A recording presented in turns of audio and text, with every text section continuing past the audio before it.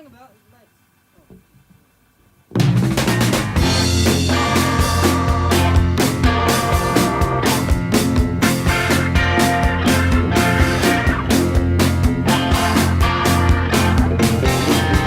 Well, hello, Crashing In Podcast, and today I'm joined by Swampmeat Family Band, a rootsy, bluesy, folky at times band, and they're signed by one of my favourite record labels, Punchline Recordings, and Crashing In Podcast is very fond of that record label, love everything they release.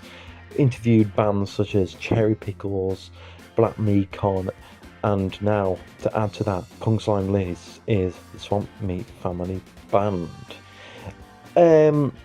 Punchline releases the best bands, so please follow them on Instagram and that.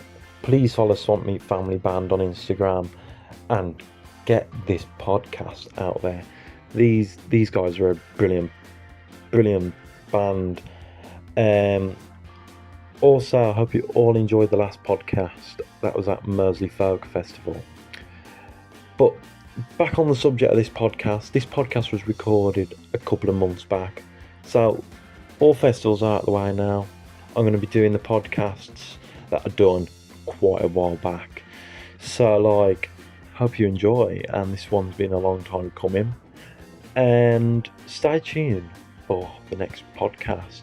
I'm not going to do an outro today, so hope you enjoy. Take care and see you later.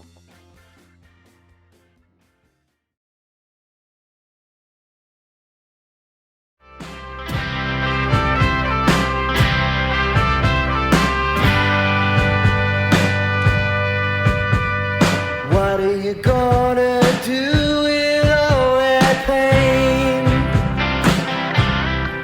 Well, it ain't gonna be alright. No, it ain't gonna be alright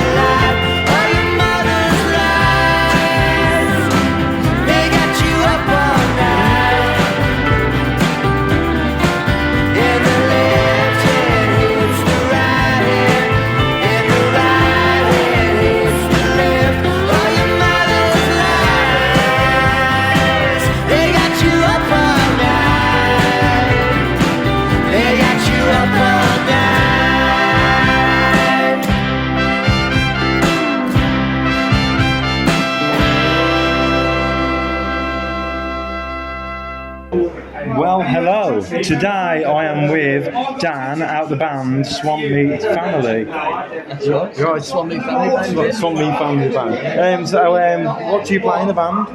So I play rhythm guitar and sing, and Yeah. I guess I'd say chief songwriter, but everyone contributes to that process. Yeah, yeah. And Tommy Hughes, our lead guitar player, Yeah. has also started contributing songs to albums, and hopefully on the new record there'll be more of his amazing compositions on there too, hopefully.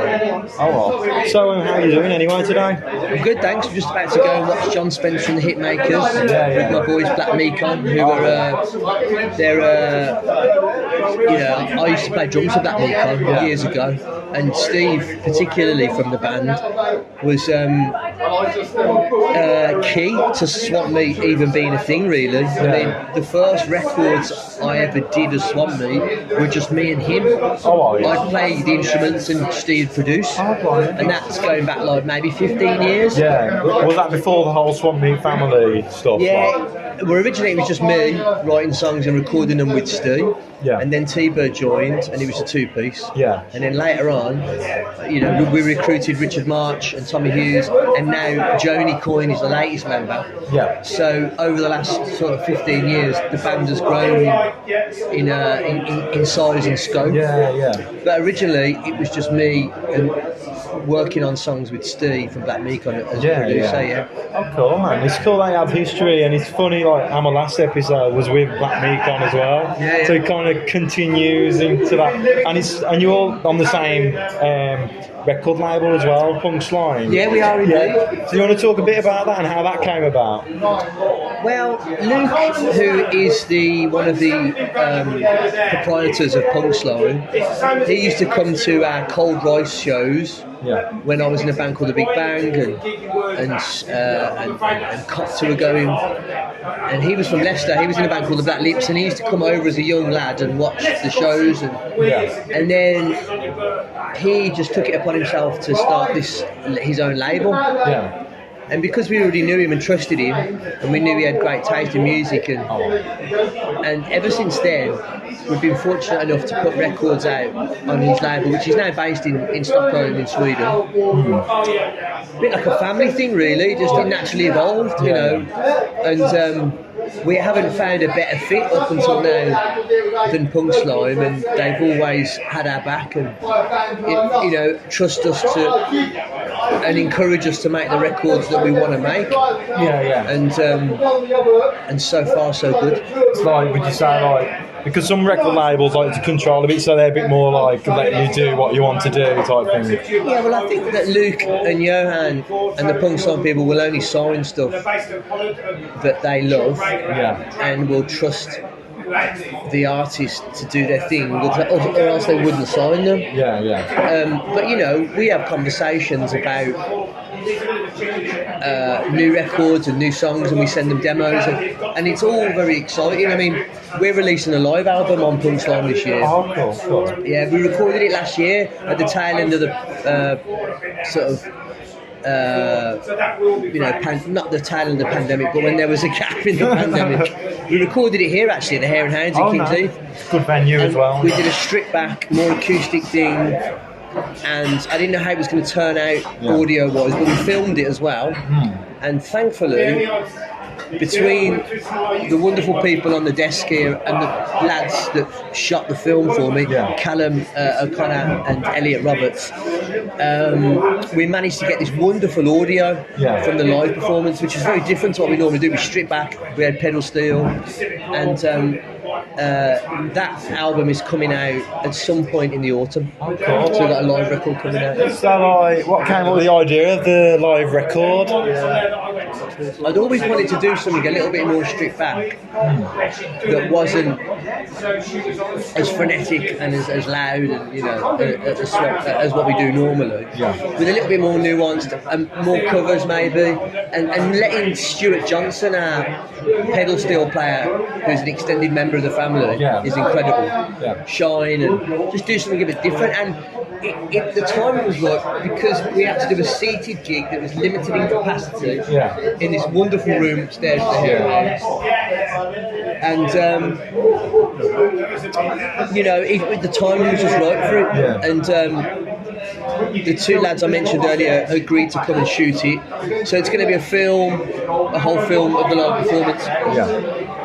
I don't think we're going to put it on vinyl for logistical reasons. But the whole album is going to be available through Punchline on streaming platforms, and the film itself will be available on YouTube as well. We're thinking, you know, sometime September, October. I look forward to that then. Yeah. But as we're on the subject of albums and stuff like that, your latest album was an album called Muck.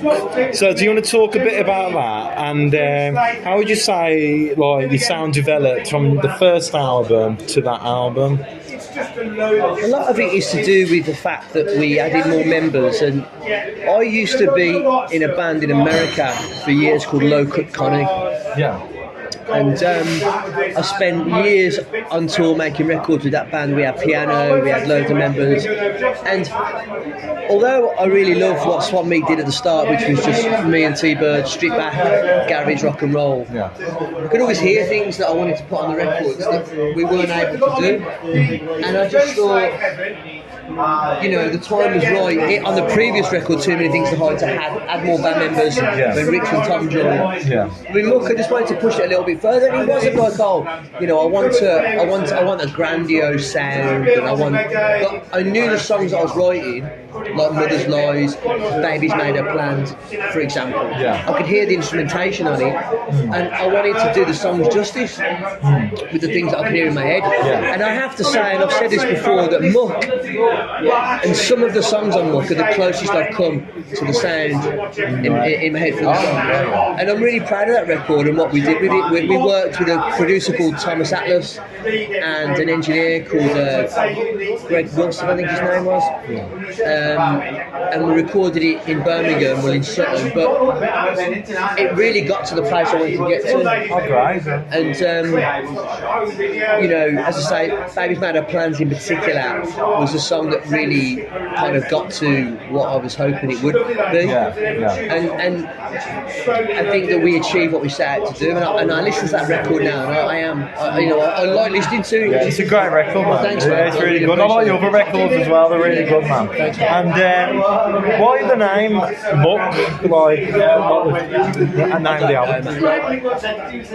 Sometimes you just have an idea about what an album is going to be called, and without much labouring over it. And I just thought Muck.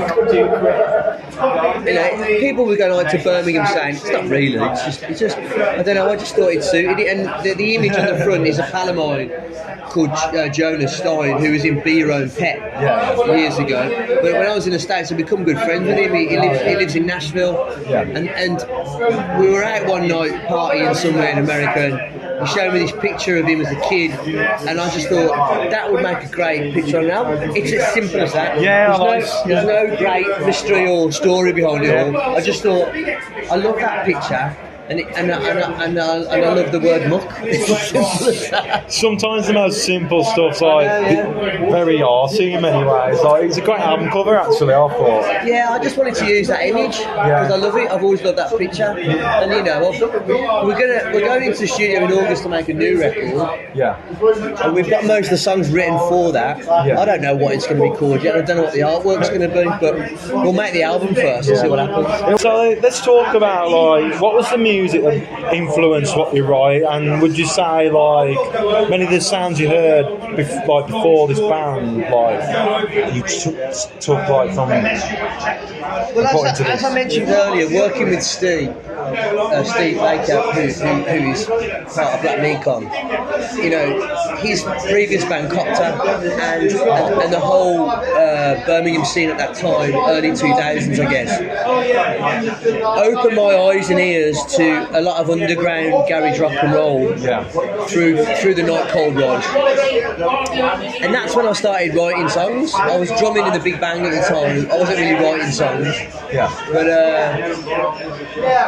that underground garage stuff like Raining Sound, Oblivion's Gories, all that kind of stuff influenced, but also a lot of country like Johnny Cash and stuff like that. I got a bit of that off the latest album, a bit. And rootsy stuff. it wasn't something by design. It was something that it felt natural to me. Picking up a guitar and writing songs in that style just came out. It wasn't laboured, it wasn't forced, and I just went with it, and it just felt natural. And I guess it felt natural to audiences as well, because it wasn't like, oh, that's forced. Because obviously I'm a Brummie, I'm not from fucking Nashville, but it felt natural to me, and that's the way it started. But then when the other band members joined and we fleshed out the sound, I started to be able to incorporate some of that 70s stuff, like Carly Simon and you know, Gordon Lightfoot, you know, a little bit more nuanced stuff. And that's really where Too Many Things to Hide and Muck, some of the efforts made on those records were to get that more kind of like, you know, Canyon, you know, 70s country, you know. I guess like it's kind of the best way to be as well, especially in Birmingham, because like I guess like with most Birmingham bands, normal average guitar sounding music, like indie stuff, but it kind of puts you out there as different, like compared to most bands. Well, yeah, I mean, I'm fully aware that it's you know, it's definitely in that Americana roots country. Yeah, I got that. It is, and, you know, it's not indie. It's roots Americana based music, but bluesy at times as well. I mean, and rock and roll. You know, when everyone asks me it's cheesy sounds, I always say it's just rock and roll, because if you listen to Muck, we've got like Velvet Underground covers on there. We've got Townes Van Zandt covers on there. And if you listen to stuff like Monkey See, Monkey Do, which is, you know, it's got a Stonesy vibe to it. I guess, but I guess all of it is rooted in the past, really. You know, it's not looking forward really in any way. But I don't think the songs suffer because of that. Because for me, it's always been about the strength of the song, and I do love electronic music. You know, the film score stuff that I do uses synths and, you know, so and I love hip hop and I love dance music. Same here. But when I write, it does hark back to the past, I guess. Like, I guess like it's not just, it doesn't sound, it sounds fresh, even though like it sounds something that's a bit from the past. Like it sounds as fresh as it, like even with old music as well, it sounds as fresh as it did like back then, I guess. Well, that's good to know. Yeah, you know what I mean. Like I think that was a good thing about music back then, because like in the 60s, late 60s and stuff like that, like garage stuff, it just sounds like something you would hear today. Yeah, definitely. I mean, I always say for me, some of the Beatles stuff, it sounds like garage rock and roll, Ty Segall. You know what I mean? And I think that's why some of the music that, like them, some of the Beatles stuff, you know, it still sounds fresh to my ears now because of how experimental in some ways it was, you know? Would you say being a band, would you say being experimental is an important way to be? Well, we're not experimental at all, but what we are experimental in a sense of is where we take the band. So like with the new album, you know, the plan is to strip half of it back and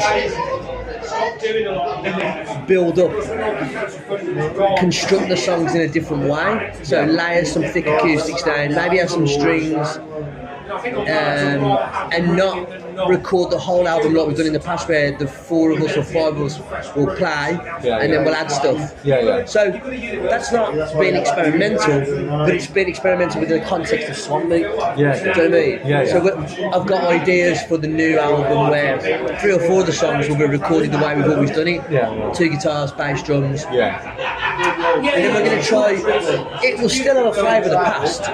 We're not going to be, I don't think we might do, but I don't think we're going to be using anything that or doing anything majorly different, but it will have a slightly different flavour. Yeah. So there's slight experimentation within the Swampmeat world, I guess. Yeah, I guess. Or growth, I guess. Yeah. Or just something a little bit different. Like there are differences between Too Many Things to Hide and Muck, and there'll be difference between Muck and this new record. Although a couple of the songs are really heavy on this new record, and then some of them are going to be real stripped back. That's cool.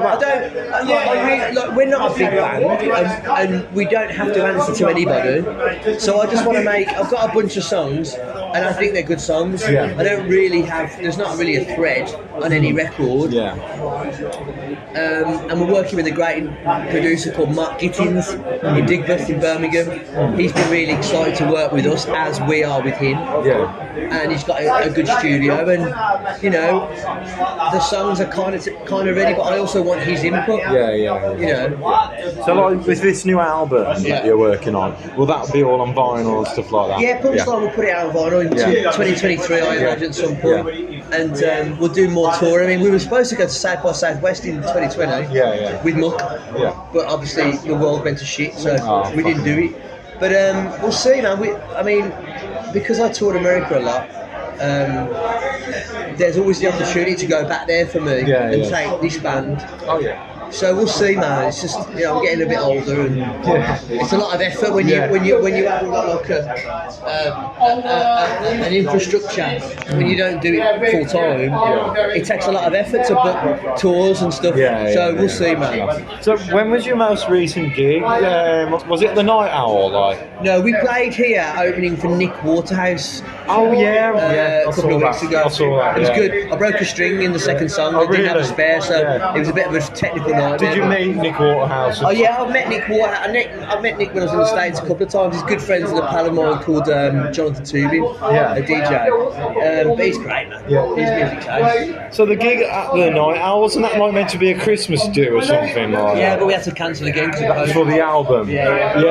So it was like 2 years after or something like that. How was that? How did that go? It was good, man. It was good. Night Owl's always been kind to us, and we tend to do a lot of shows in Birmingham when we're raising money for something. So we're raising for good, not for charities, but to make an album or to do a tour. It's kind of a way of generating income to do some good stuff. Great. The Night Owl's always been really good to us, so big up the Night Owl. Hare Hounds have been great to us too. So at the moment we're in this kind of carousel of doing a bunch of shows to raise money to pay for the new record.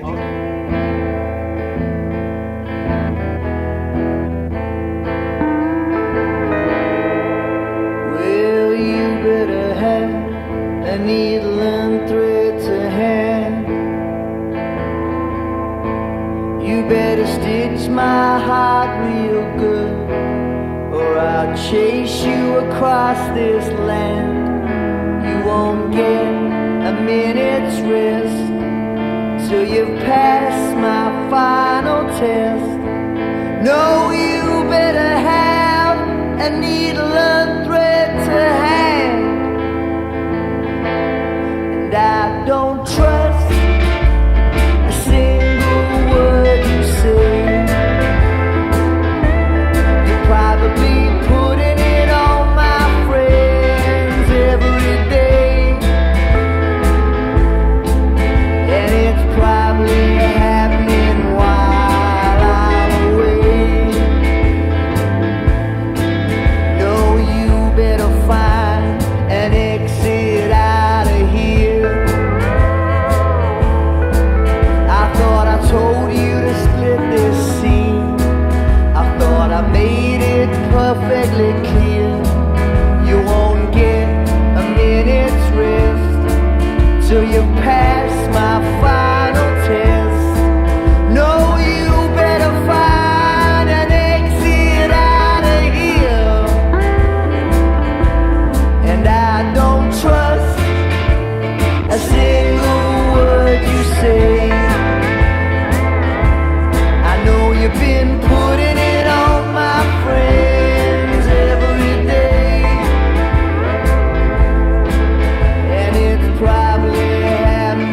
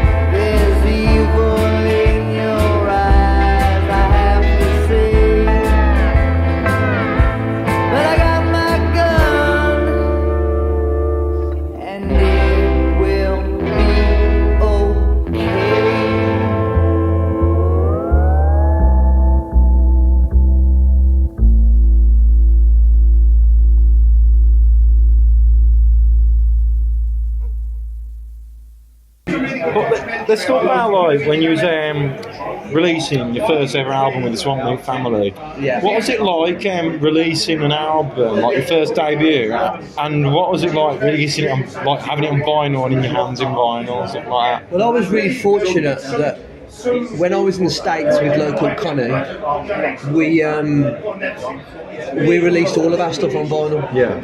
And we had a good fan base, so it felt real. And, you know, we kind of self-released.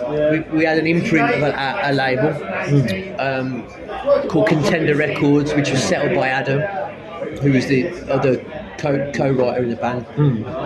So I was blessed with the experience of being on the road for a number of years. Lifting the boxes of records out wasn't a blessing, but having them in hand. Yeah. So and also, you know, Swampmeat Family Man have always been signed to Punk's Farm, and they've always put out vinyl. Yeah. So we've always had records. In fact, have you got the records? No, I haven't. Oh mate, I should have bought them for you. I've got a few at home. Yeah. So when I come out, I'm a lecturer by day trade, so I might come over to Wolverhampton on the train and check out your record shop. I'm usually in there on a Saturday. So that's the day I know I'm definitely in. Alright, well I'll pop over and I'll bring some records. Yeah, nice one. But yeah, like, would you say releasing music on vinyl like a biggest accomplishment to you, or have you got other like big accomplishments with the bands you made? I mean,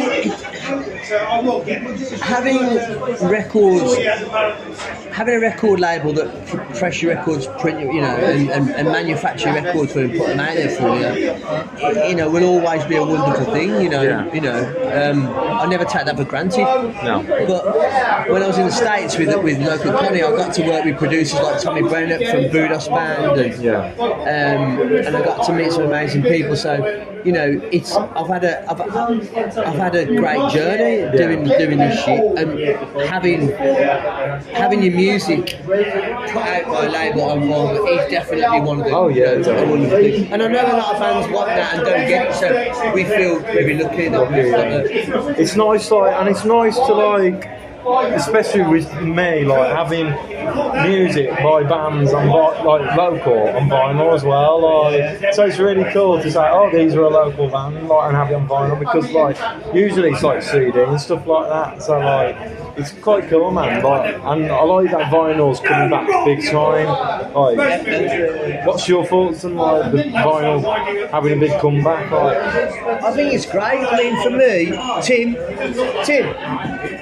This is Callum. oh, you're right, mate. How are you? Good, I'm good. He interviewed Recon last week. He's from a great podcast. I'm going to bring you up to the show, if that's all right. Gallagher. Thank you. You were sorted for Yeah, I'm sorted. Yeah. Nice one. Callum Gallagher. Thank you, Tim. Cheers. Really Thanks, appreciate it. Nice one. So, what was you saying? About vinyl. Vinyl. What do you think of like vinyl making a big comeback? Like, I think that having something to hold and collect, it's a beautiful thing. yeah, Regardless of the music, having a thing is something that humans have craved in the gap between CDs and, you know, the comeback of vinyl. I love the efficiency of being able to stream. And I don't make any money off it, and I understand there's an argument about that. Yeah. I do think that it's brilliant that I can get on the bus and well, listen to go out. You know, on the way here, I was listening to Gordon Lightfoot, Dan Auerbach. Like, you know, I think technology is amazing. But I think people, music lovers, will always crave collection, tactile. You know, and the artwork and the smell, all that stuff. And that's what, and it won't leave now, because what threatened it was this. Now this has come and it's coming back. But it'll stay. Because and it might level out and it might not keep going like that. But look, if you love music and you love records, you're going to get excited about vinyl, putting it on. Right? And you know, look, we haven't got that much money, and it's getting worse. Right? I don't buy that many. I mean, I DJ with vinyl. I haven't got that many records, but you know, once a month I'll buy one. And I'll love that record. I'll look after it. and I think that's a beautiful thing, and I'm glad. And I've been fortunate enough to, play shows for Jack White and Swampmeat played there. When they opened the shop in London recently, we played their after party for the opening of the new shop. And I think he's been really, really important in accelerating the love of vinyl. That's great, man. It's like stuff like vinyl and that. I guess everything is like a loop, and it fades, then comes back, and it's just it will always happen. CDs might come back in and out, but all I'm saying is that I think now we've got over the hump of digital music destroying other forms, and now it's come back. It won't go. It'll be here. But I think that is down to genuine music fans, collectors, and people like Jack White who promote it, because it's such a sad thing not to have. I mean, I was in Hare on White the weekend, camping with my mate and my dog, and we were in a pub, and there was a record fair on that I missed. I didn't know it was on. I'm not from there, and these guys walked in. And they were talking about the records. I saw them, I clocked them, they were talking about the records they bought. We're getting them out and looking at them. It's like, I love sitting on my own in the house and having a glass of wine and just going through the records. I know we're already there, it's nothing new. Pull it out and have a listen to it. I also love sitting on the bus. Fucking listening to anything I want. Or a walk. So we should embrace both, man. Yeah, man. I love it. Like, with streaming music, I think it's very handy. For someone like me as well, that's like interviewing bands. Like, you like vinyl as well? Yeah, I collect vinyl big time. You love the streaming as well? Yeah, I love streaming, man. For both? Yeah, man, true. And I feel like you shouldn't be against it, man. Like, I guess, like, obviously, the streaming platforms don't pay the right amount of money. I mean, that's the problem, and it's a problem that needs addressing, but I don't think that it means that being able to have access to music anywhere, anytime is a bad thing, because there are fucking negatives about vinyl. When I DJ, I'm like, fucking hell. I know. I mean, I've been there. I love vinyl, but I'll still kick my box and go, fucking hell, bro. Well, at least you can sit on it. You know what I mean? Like, it's like we have this conversation with my boss at the record shop. With a memory stick, you can't sit on that, can you? Whereas, like, you can't put your arms around a memory stick. No, you can't. No, you can't. Like, I've just never been into that. Like my boss, he DJs vinyl, so for me, because of being surrounded in people that DJ vinyl, that's how I would DJ as well. But let's talk about your name, Swampmeat Family, a bit off the subject of vinyl and that. How did that come about? So Swampmeat was our original name, and that was a name that just came out of the air, I don't know, I just thought Swampmeat sounds good. And then when other members started to join, I was like, it's not the original. And, I've always liked that idea of a family band where you can, because there's loads more members. We've got Stu Johnson on pedal steel, who joins us for many shows, all our recordings. We've got Stu Goodwater, Stu Webb, who plays keys. We've got many members that come in and out of our family when we're recording and stuff. So I just thought that made sense, Great, man. That's a good idea. It's a great name, by the way. Thank you. Like, I was talking to my boss, man, and it's been Black Meacon, and it was like, got to get in some bands with good names. We'll come over. Yeah, man. I'm going to go and smoke a cigarette. What time is it? Before they go on. Yeah, good idea. I like. So, is there anything else you want to know? Well, is there anything that we haven't covered on the interview?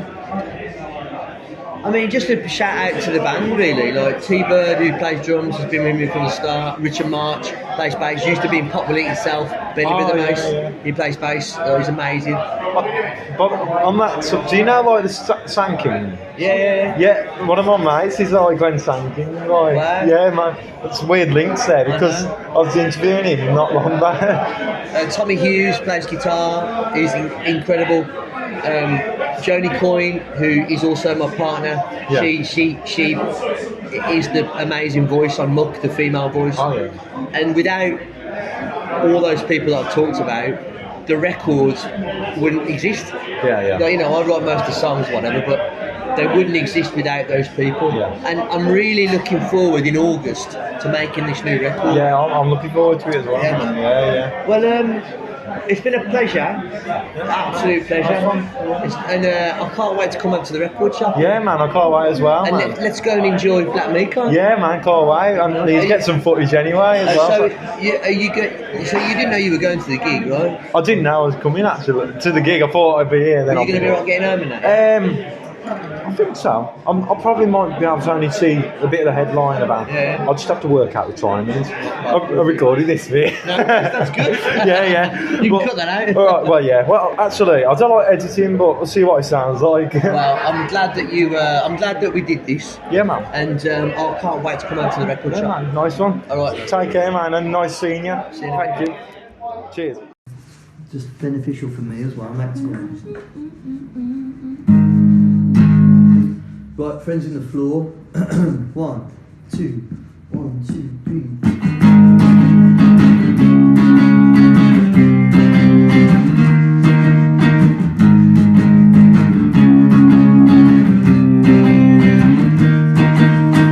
It ain't gonna be like this anymore. All your friends, they are waiting on the floor. They're all part of your story forevermore. So let them lend a helping hand. When you are on your knees, they own you. So get up off your knees and own you. When you are on your knees, they own you. So don't let them through. It ain't gonna be like this anymore. All your friends, they are waiting on the floor. They're all part of your story forevermore. So let them lend a helping hand. When you are on your knees, they own you. So get up off your knees and own you. When you are on your knees, they own you. So don't let them through. Great. Yeah, let's get in there.